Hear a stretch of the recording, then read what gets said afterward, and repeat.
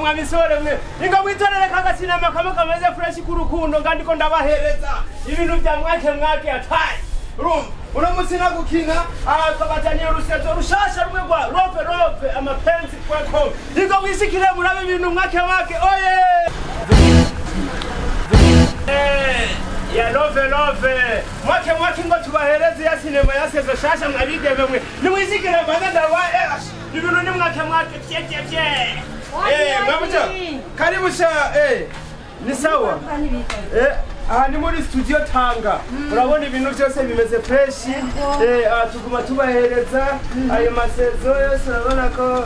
nawe kibibona karibu rero warukeneye iyo sezo uri kuravuga y'urukundo yego iyo sezo nyene uri kuravuga y'urukundo sezo ya Rove Rove iyo nyene kandi nawe urakunda Rove mwadukina iwacu natwe nawe sangani sawa kuko Rove y'urukundo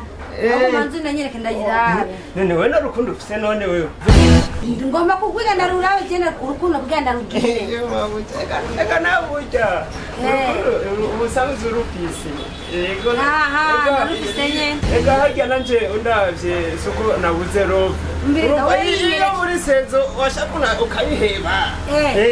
tukina iwacu tugakina nyene Rove iwacu yendi y'amahindi nimwe batamba nyene mu gihindi urabyumva cyane navyo ndagira namba nyereka yime turanye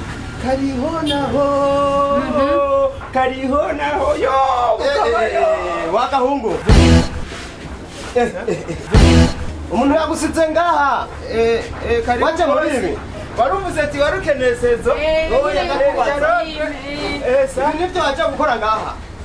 nariko ndamuha sezo oya ego abakobwa urazana ukagumukorakora ukagira ane umuntu yagusize kubwira ukora iki garafrere mukuri cyane nariko ndamuha gasize oya reka nariko ndamuha umukiriya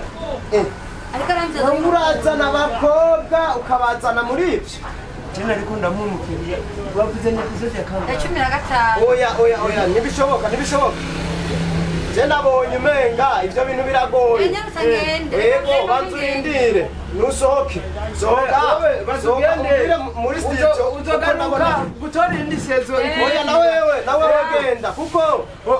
oya boss genda simukeneye genda na wewe